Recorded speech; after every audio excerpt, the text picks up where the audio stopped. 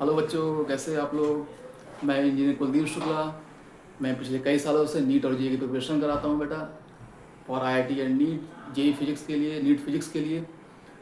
तो आपके स्क्रीन पे एक क्वेश्चन दिख रहा होगा बेटा, जो कि नीट 2024 में आया हुआ है। आइए डिस्कस करते हैं।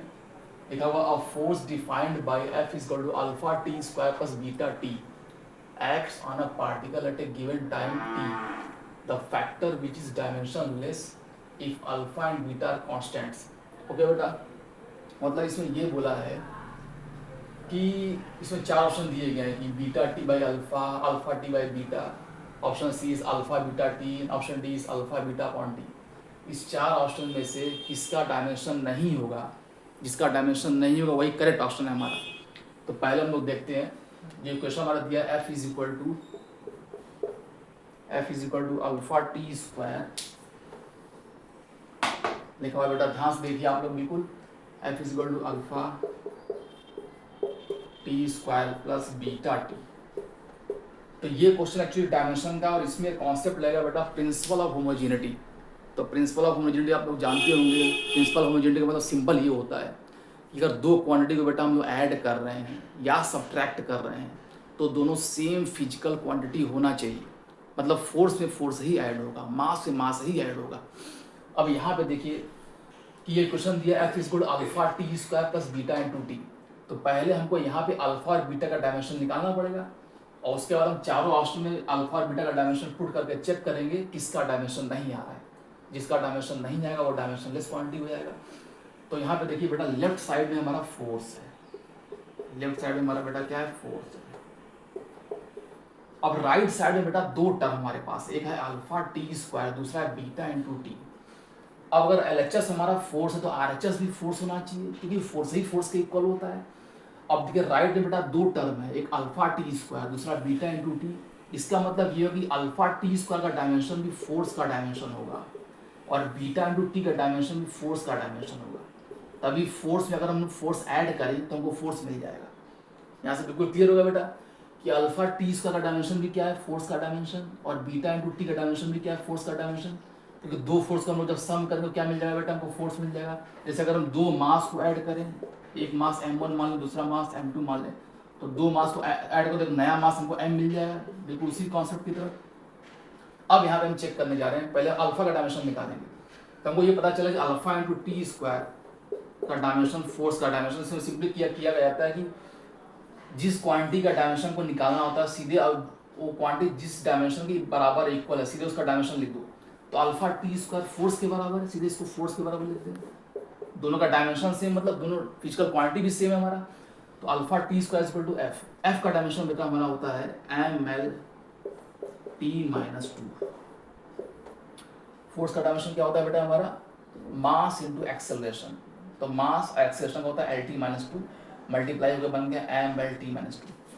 और यहाँ पे देखो अल्फा इज इक्वल टू मिल जाएगा हमको M L T minus two upon time का स्क्वायर। टी स्क्वायर मतलब टाइम का स्क्वायर, क्योंकि यहाँ पे स्मॉल टी दिया हुआ है, टाइम है। तो यहाँ पे हमको पता चलेगा, इसको और सॉल्व करो, टी के पावर टू नीचे है, ऊपर जाकर टी के पावर माइनस टू हो जाएगा, और ऑलरेडी टी के पावर माइनस टू ऊपर है, दोनों ऐड हो जाएंगे। तो ये दोनों मिल के बन जाएंगे हमारा एम एल टी के power minus four, M L T के पावर माइनस फोर। तो ये डायमेंशन हो गया अल्फा का, एम एल टी के पावर माइनस फोर। उसी तरह से हम लोग बीटा के डायमेंशन निकालते हैं। तो बीटा इंटू टी जो है बेटा वो भी फोर्स के बराबर है। तो हम लोग लिखते हैं बीटा बराबर हो जाएगा सिंपली, फोर्स का फॉर्मूला हमारा होता है dimension M L T minus two upon time का होता है, टाइम को कैपिटल टी लिख देंगे, टाइम को सिंपली डिवाइड कर देंगे। अब टी ऊपर जाएगा तो टी के पावर नीचे वन ऊपर जाएगा माइनस वन, और ऑलरेडी टी के पावर माइनस टू ऐड होकर दोनों बनेंगे टी के power minus three, M L T के पावर माइनस थ्री। तो यहाँ पे हमको पता चला अल्फा का डायमेंशन है एम एल टी के पावर माइनस फोर, और बीटा का डायमेंशन है एम एल टी के पावर माइनस थ्री। अब हम लोग चेक करेंगे, अब एक एक करके चेक करेंगे ए बी सी डी में किसका डायमेंशन नहीं है। जो डायमेंशन लेस होगा वही करेक्ट ऑप्शन होगा। तो पहला ऑप्शन हम लोग देखते हैं, जो ऑप्शन ए है। तो इसको मैं थोड़ा सा इरेज कर देता हूँ।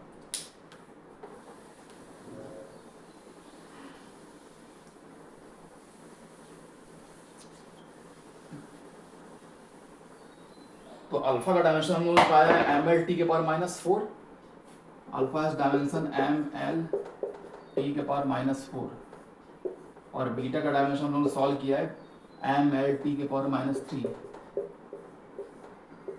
अब पहला ऑप्शन देखते हैं। पहला ऑप्शन है beta into T by alpha. तो अगर हम चेक करें तो बीटा का डायमेंशन एम एल टी -3 रखते हैं, बीटा इंटू टी मतलब टाइम आ गया, अपॉन अल्फा क्या है हमारा एम एल टी के पावर -4।